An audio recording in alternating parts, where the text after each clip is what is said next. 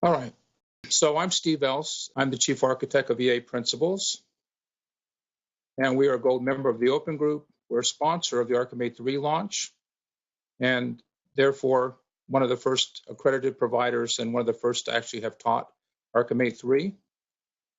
I have a lot of experience in enterprise architecture. Besides having trained thousands of students in TOGAF and ArchiMate, earlier versions of ArchiMate, I've also taught over 40 graduate courses in enterprise architecture, and I always include ArchiMate in my graduate courses as well. But you can see from this slide, I was the Chief Enterprise Architect in the Department of Health and Human Services in the Inspector General portion of that. I was also lead of the PMO's EA team at FDIC. I worked as an enterprise architect at CSC, and as a consultant for EA Principles, I helped the United Nations, Fannie Mae, and Harley-Davidson, among others, to set up their TOGAF-aligned EA programs. So ArchiMate 3, a graphical language for enterprise architecture, that's what it is by definition. And this webinar is making the point that it's a critical skill for enterprise architects. And that's really the main thrust of this WebEx. I want folks in the business area and in IT area to learn ArchiMate 3. I think it's one of those things that you will not regret. It's evolved to a point where it's very, very interesting and compelling. It has several layers. It has 6 layers, and I'll explain how it's evolved since its earlier version. But what's made it so interesting for enterprise architects is the addition of the strategy layer and the expansion of the motivation aspect, as well as the addition of a physical layer. So it's a very, very rich language now. We're talking about enterprise architecture, not just for information systems, but for any systems. So we have these 6 layers, and we have 4 aspects: the passive structure, behavior, active structure, and motivation. I'm going to focus today on the motivation aspect, the strategy, and then hit the implementation and migration in order to partially explain why it's so valuable for enterprise architecture, because we can ask the questions of why and what and how and when using just the motivation, strategy, and the implementation and migration layers. So we're going to focus on that here, starting off with the motivation and strategy layers to understand why and what, and then we'll look at the implementation and migration layer, where we look more at how and when. So again, this is a major step forward because of improvements in the motivation aspect, enhancements, extra concepts, and so on, and also the addition of both the strategy layer and a physical one. So in the physical one, for example, we can do Internet of Things, we can do supply chain, we can do manufacturing. So again, with ArchiMate, we can really make enterprise architecture much more than just something for information systems. I'm going to focus on the why, what, how, and when questions in this webinar. We'll address the business application technology and physical layers in a subsequent webinar. So the core languages that ArchiMate started with were the layers business application and technology. And then it was expanded in ArchiMate 2.1 with a clarification as well of looking at across these layers in terms of active structure, behavior, and passive structure. And then adding in a motivation layer, which is now, again, we've as I said, we've enhanced that, and we've also added strategy and physical layers, which allow us to tell more of an overarching enterprise architecture story. So let's look at motivation for the why and the what questions that are so important for scoping an enterprise architecture practice. We're looking in particular now at motivation as an aspect here, a major aspect, and then we'll tie it right into strategy, and then we'll conclude with the implementation and migration layer. So I'm not intending to train you on ArchiMate today, but I want to orient you to why it's so important for architects to be able to use it. It's such an accelerator for discussions of critical topics like who are the stakeholders, what are their concerns, or what are the drivers or motivators for change. How can we better understand those motivations those concerns, do assessments like a SWOT analysis, strength, weakness, opportunities, and threats. And by understanding what's on the mind of our stakeholders, what they're concerned about, what interests them about some new initiative for a new or enhanced business capability, what are their goals? And how would we know if we succeeded at reaching our goals? What would be the objectives or outcomes? What principles can guide us in the selection of our goals and the paths to the goals and the requirements that are appropriate to satisfy the outcomes to reach the goals? And are there any constraints in terms of time, in terms of funding, in terms of which systems we use, which languages we use, et cetera? And some overarching things we won't really look at too much today. What would be the meaning of one of these elements or another element in our discussion, and the value of let's say of a goal? What would it mean? What would be the value? So these are some nice icons as well. You can see these are really valuable for brainstorming and for really understanding a situation, a context for doing then your EA work. And so it's wonderful to have these icons. Notice the motivation extension. It has the motivation aspect. It has these lopped off corners of a rectangle, and that's how we can recognize it along with these icons. We can recognize that it's motivation, and we can see what it means. And so it's not a hard language to learn, and the motivation aspect is one of the most important things to learn early. You see it's used right here. We have two stakeholders. You can see the stakeholder role. See a role there. Stakeholder. We have a CEO. We have a customer, and then we have some drivers. You can see it's like a steering wheel. We have drivers for change. So these would be motivators or concerns of the stakeholders. And so we see that one of these drivers has two sub-drivers as well. So shareholder satisfaction, that also entails stock value and profit. And we can see, we're not going to get involved here with the meanings of the lines, but just you can see that this economic changes has an influence. They would have an influence on the stock value. And we're just seeing here, it says aggregation, that we're grouping these two sub-drivers inside of another driver. So this is a very high-level analysis of your context for architecture change. You can assess these drivers further. We would often think of these as concerns. And one way I think of them as motivators. What's motivating us to change? So we could say, well, customer satisfaction, but what do we mean by customer satisfaction? So focus in on that. Well, we have complaining customers. All right, well, let's understand that a little bit more. Oh, well, we have a lack of insight in claim status, inconvenient claim submission, lack of insight in portfolio. So this is really, really very helpful to start sketching out beyond who are the stakeholders, what are their concerns, and why are they concerns? And then we can really drill down on that. Notice we also have another concern, help desk support, okay? And then we can see here, long waiting queues, high service times. So really, we're still at a high level. We don't even have goals yet, right? But we do this analysis and we get into goals, all right? So we have here a driver of profits tied to sales and cost, and we have two assessments. And for the first assessment, that application costs are too high, we have two goals: reduce maintenance cost and reduce direct application cost. And for the cost driver, we have an assessment. Again, employee costs are too high, so we have a goal: reduce employees' workload, and two sub-goals: reduce manual work and reduce interaction with customers. So again, having these icons, the common language, are very, very handy. So another goal indicated here, showing a little more complex analysis with the influences between different outcomes here. So we have the goal of improving profitability, and one way to measure that goal would be increased profitability. That would be an objective or outcome that has two sub-objectives or outcomes as part of it, and a principle to help guide us in ultimately our requirements and our selection of building blocks to move towards our goal. But here's another one that's showing, taking us down into requirements now. So we have the goal here, the two sub-goals. We have a principle that's a kind of constraint, and then we have requirements.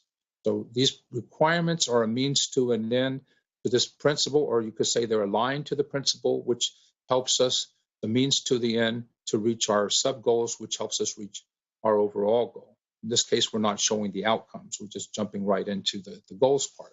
So again, when we're talking about architecture change, it's always stakeholders have what concerns. So what would be the goals? How would we measure those goals? What principles are in play? What requirements? What constraints? So very useful, the motivation extension, or we now call it the aspect, the motivation aspect. This is just really essential to the ArchiMate language. This is the new layer, though, altogether. It helps us model what and how. And it's extremely interesting, extremely simple, but really a nice addition. So we're looking again at the strategy layer. And here we have basically three concepts. We have the concept of a resource, which is an asset owned or controlled by an individual or organization. So we can look at resources in terms of strengths and weaknesses, and in terms of how we're going to implement a strategy. We have capability, which is really very valuable. Capability represents an ability that we have, that an organization, person, or system has. And capabilities tied to outcomes that we saw earlier on the motivation layer. And then we have a course of action, which is an approach or a plan, a strategy, a tactic that's undertaken to help you achieve a goal. So just those three elements: resource, capability, and course of action, to try to help us achieve our outcomes, to achieve our goals. But here's an example of capabilities: a product management capability, marketing capability, both with nested sub capabilities. We could decompose, if you will, these two larger capabilities into sub capabilities. So here's where I was saying that you could link the strategy part into the motivation aspect. So we have an outcome that we're looking to achieve in the motivation aspect: excellent online customer interaction. So that's the outcome or objective that would lead to a goal, right, of more profitability, more success, so on. So we have resource here of social media apps that are going to help us to achieve that objective.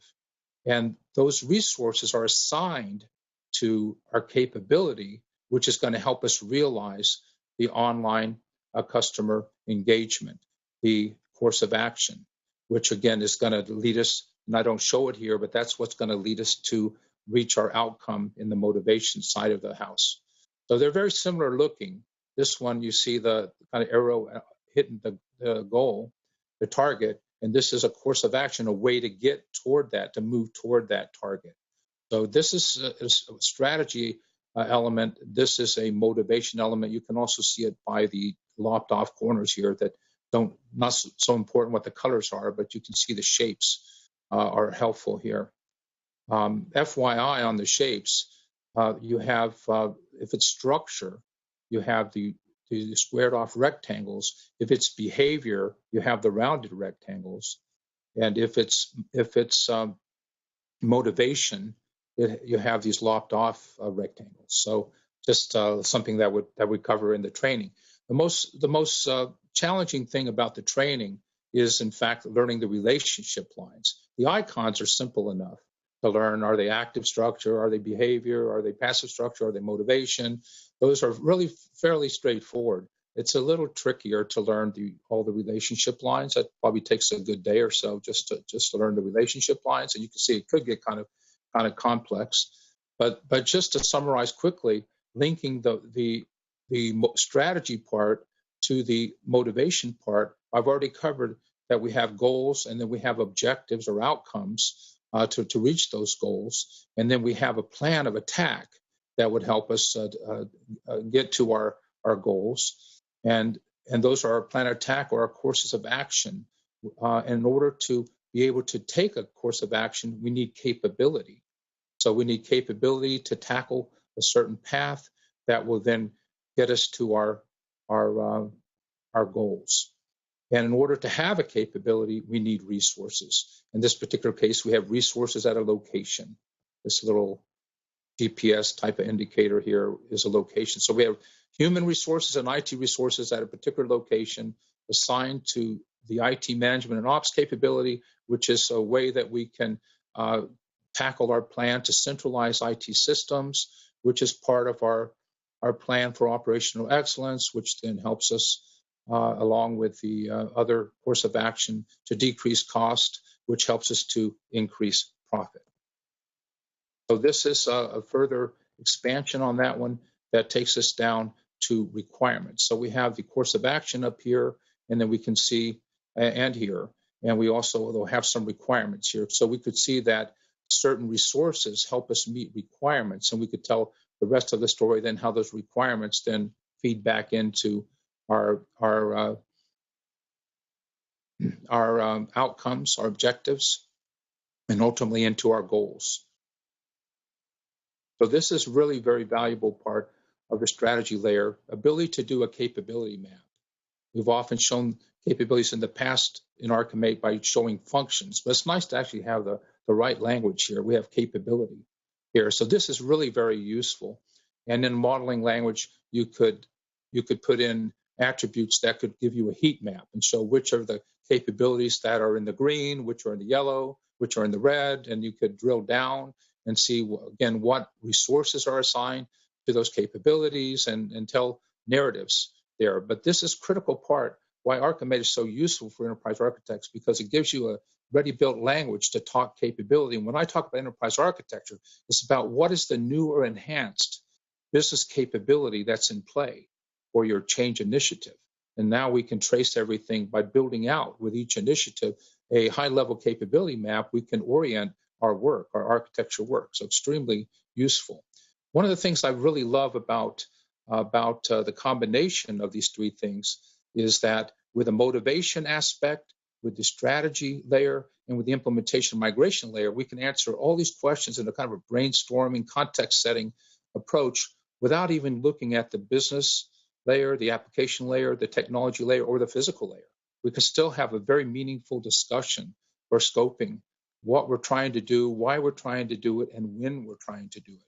So we're at the implementation and migration layer. And again, you can see I'm not using any of the other layers here. And still, we can have a very persuasive talk about and far-reaching talk about what needs to be done. So what needs to be done is a work package. The work package is basically could be a portfolio, it could be a program, could be a project, could be a task. It's a very ubiquitous type of term, generic term, but it's you can see its behavior based on the rounded rectangles there. But a work package is something we need in order to effect change. So here we see a program. It's a work package, but it's the program for application portfolio rationalization, and it includes 2 projects. So this is using nesting, and here we're triggering. We need the one project to trigger the other project as part of this program here. And then that project needs to deliver value. We need deliverables, precisely defined outcomes of work packages. So it could be reports, papers, services, software, physical products. It could be change, deliver change. So it's a very wide open term, but it's an outcome of a work package that would take us from one state to another state, which we'll see in a moment, is take us from, say, baseline to transition to target. Here we have a deliverable that has 2 sub-deliverables. Integrated back office system has software and has hardware. An implementation event is useful to denote a state change. So something happens that leads to a process, for example. So an implementation event is pretty self-explanatory. So we have a deliverable that leads, in this case, to an end event. It's an implementation event, which is, well, an end event, a stage change. So now this implementation event is that we're going to begin customer testing, and then we would have the various activities involved with that. So this is an example of implementation, a deliverable leading to an implementation event. And this is a change of state. So a plateau is a very valuable way to show baseline, transition, target architectures. Plateau is a relatively stable state of the architecture that exists during a limited period of time. So again, in TOGAF, the Open Group Architecture Framework, its architecture development method, we talk about the baseline, we talk about transition architectures and target architectures. So this is really valuable for showing that. And again, without even having dived in to the the business layer, application technology layer, we can still talk about what work needs to be done, what work packages and deliverables need to occur over time. So here we are just focusing on the plateaus. So we go from baseline, and then we have an OR junction here. We could go do transition A, one enterprise-wide CRM system with baseline back office systems, or transition B, standard back office suite with baseline CRM systems. So we can show alternatives here, and then we show triggering to the next transition or sequencing to the next transition, and then finally to the target, a CRM back office and data warehouse in place. So again, tell a lot, a nice narration, just using the plateau portion. But let's add in the gap, which shows the difference between two plateaus is a gap. So here, without going right away to showing the actual plateau icons, we can have a very clever way to show to tell the story of this movement from baseline to target. That's the name of our gap. It's the baseline to target gap. So what's happening as we move from baseline to target? Well, we are removing two devices and we're adding another device, whereas these other items here are staying the same. So it's a nice narration there with the story without even showing the plateaus, by just showing the gap. It's the baseline to target gap, okay? Now here's a more intricate one that shows the plateaus. Here we see the plateaus, we see deliverables here, and we see, we see gaps, and we see the deliverables beneath them, and we see the work packages beneath that, and of course we have an implementation event here. So we see these this implementation event, the program's approved. So we have a program brief, which is a deliverable, and this approval leads to all this activity that ultimately will be completed. But this activity, this program with these different efforts and activities, they help us to create these deliverables, which help us move from our baseline to our next plateau here, strategic plan complete, and then extra work here done to satisfy this gap to lead us to a new state there, and then extra work done here to satisfy this gap so that we have the next generation services in place after two transition architectures.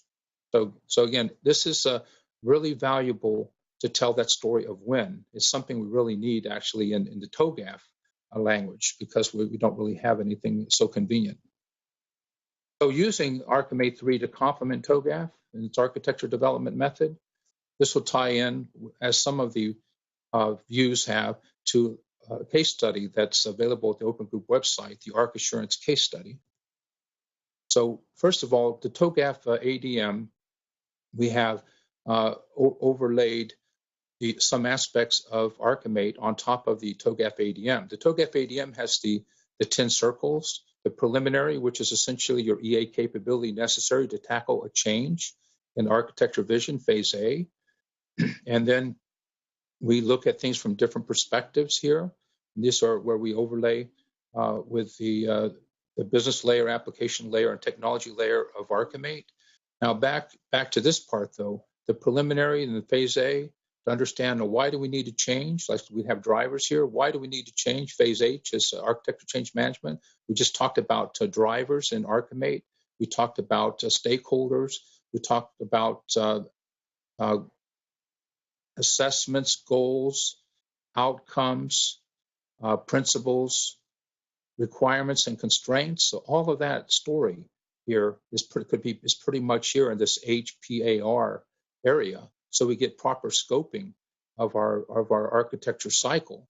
And then again, we'll address this later in another webinar, how we can look at things in terms of what building blocks need to change to move us toward our target state. But in terms of the road mapping part, we've just been covering the language for implementation migration, which takes us in terms of selecting our work packages and sequencing our work packages over time. And then of course we could govern the implementation as an extra work package. So again, very nice overlay of ArchiMate language. And what I've covered today, the strategy, the motivation, and the implementation migration. So I've done this part, and I've saved this part along with the physical layer, which has been added. That's kind of complementary to the technology layer. Cover that at another webinar. So for phase A, to make my point here, we have the stakeholders, we have the drivers, and we have profitability. So this is right out of the Arc Assurance case study, again, available at the Open Group website.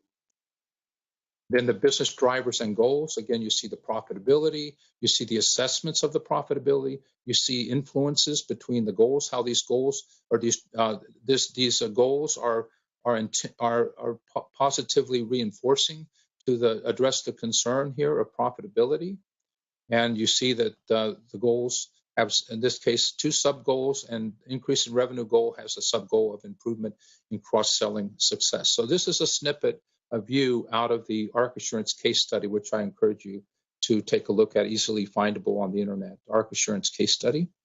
This is where we see the principles come into play. We have goals, but then we have principles to help us make choices, ultimately, of work packages that align to these principles. Single system of record for each data element, common use of apps, and then goal refinement. We saw earlier we have goals and sub-goals, and then we have principles, and then we have here requirements, and we could have further some constraints on those requirements. But just show it down here where we see the some requirements. So this is a snippet out of that bigger case study.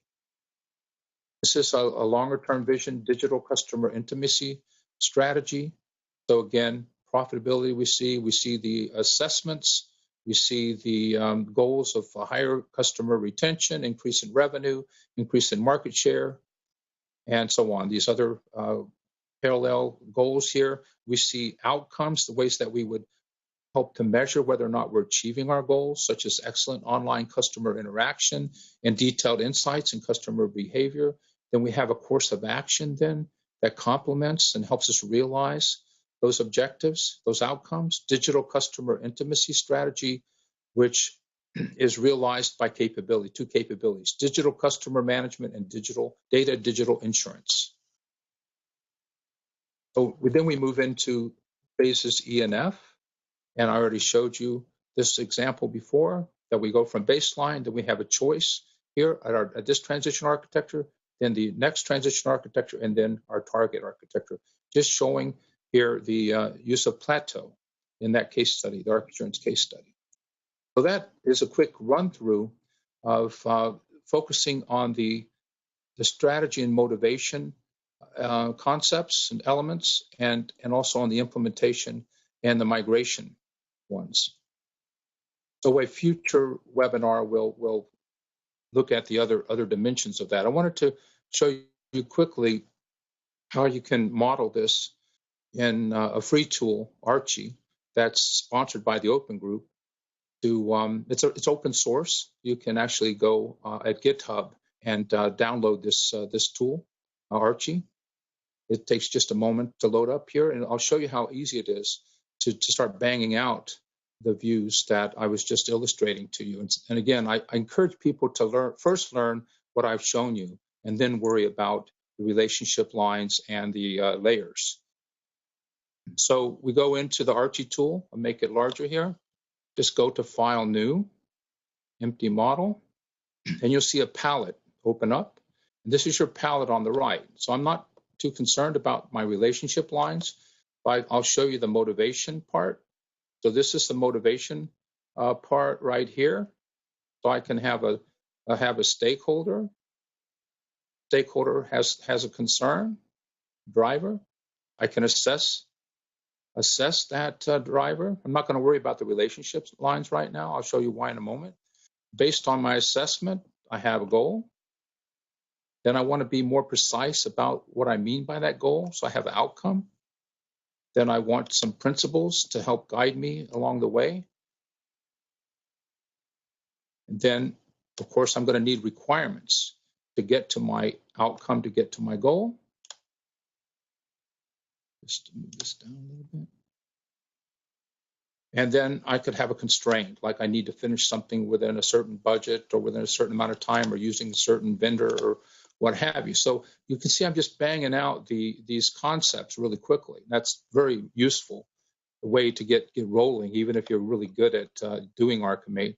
So I want to bring in the strategy elements here, and we talked about resources, capability, and courses of action. Again, if you hover above these are all named.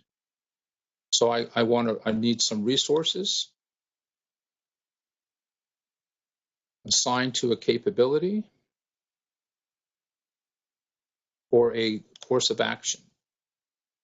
All right, so I'm not going to go through the entire narrative here on this part, except I do want to show you a very nice feature of this free tool of Archy, is I have a magic connector that would help me decide how to connect my different elements together. So let's say I want to connect the resource to the to a course of action. If I go here and it says I have all these choices. Well, I want to assign. I want to here the resource. I'm signed. Okay, this is good. I want to talk about the resource to the capability. So the resource to the capability. I want to assign a resource to a capability. You say assign to. So I've assigned the resource to the capability.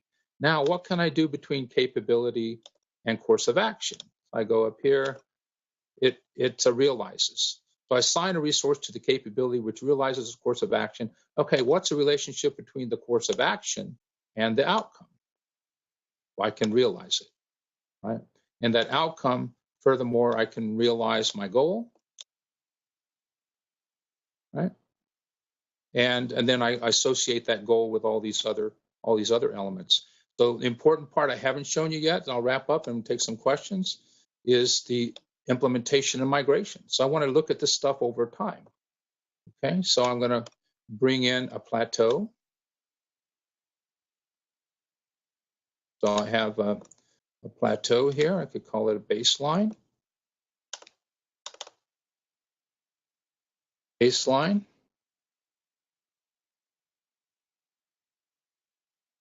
I bring in another plateau. Call that one a target. Right, and then I could have a gap between my baseline and my target. Right? And then I'm going to need work packages to fill the gap. So I want to pull a work package over here. And I need deliverables associated with that work package. So I'm going to put that down there. So now I've hit most of these elements here. And so I'm moving from baseline to target with work packages. So what would be the relationship, for example, between the work package and a resource? Just to show you how we can brainstorm in this area. So I have a work package and a resource. It could realize. That work package could be what I need to have that resource, to have that assigned to that capability to realize that course of action, to get that meet that objective or outcome, to meet my goal, tied to a stakeholder. So that'll be all I want to demonstrate for right now. But it's one thing to have the theory and to say, oh, isn't ArchiMate cool? It's another thing to be able to open up a free tool and start architecting. Yes, so you don't have to go to GitHub to actually get the open source version. You just go search for Archy download, and you can download what I was just using. Okay, and the why, how, why, what, how, when. Sure, that could tie into Zachman's questions. I just came up with those myself just to illustrate the power of the ArchiMate, that with the motivation, we are asking why. Why and what are we doing? And then we get into the strategy. How are we going to do it? What's our course of action to do that, right? And then we get into the work packages. How are we going to tackle these things in more detail? So what are we going to do and how are we going to do them, with what kind of activities, what kind of deliverables, and over what time frame? So I hope you agree with me that there's a real good correlation there to key questions. Yes, they're just key questions any architect should ask, not dependent on the Zachman framework. But so we could say in a way that ArchiMate could help address some of the Zachman framework as well. Can one model business capabilities to technology Technology components, absolutely. I'm holding off the discussion of the building blocks there at the layers until later, and you'll be amazed by the power of the addition of the physical layer. Because again, we can not only model uh, information systems, but we can also model whole industries. Again, I've done training recently at an electric company, so we're using the combination, for example, of all the layers for sure and all the aspects, but looking at the technology layer complemented with the physical layer. So you're talking about all the electrical generation and the alternative generation, and you're talking about all the transmission of electricity. We can model all of that in ArchiMate. ArchiMate is very learnable. In 4 days, you can learn ArchiMate and basically be able to pass both level of exams in 4 days. The hardest part's not the icons. We can get those to you pretty efficiently. The harder part is all of the relationship lines. But again, a day or so of intense effort in a kind of a boot camp setting, you can master. So ArchiMate's very, very learnable, and I think it's absolutely essential knowledge for modern architects, because it's so easy to learn and so useful for getting context for why are we doing the change? Who are we doing it for? What are the objectives that we're trying to seek? What would success look like? Then how are we going to go about it? What kind of work packages over what kind of sequencing over what kind of time? And these are all such fundamental questions that architects now have a language that's, again, even open source if you're into that side of things, where you could plug in ArchiMate into other things as well if you're a programmer. Are there any other questions that you have right now as we coming to a close here in a moment? Our training, just on a note here, in our TOGAF training, we always include some ArchiMate. In our ArchiMate training, we always include some TOGAF. So the two things go very, very well together, but they're not essential. It's not essential to take a full training in TOGAF to learn ArchiMate, nor is it essential to have full training in ArchiMate in order to learn TOGAF. But the two work together beautifully.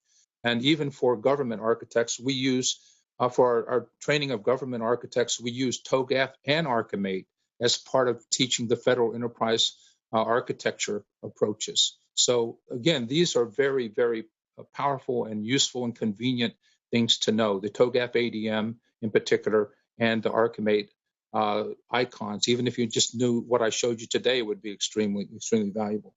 So I thank you so much for any follow-up questions that you may have. Again, we're happy to address them. Thank you very much.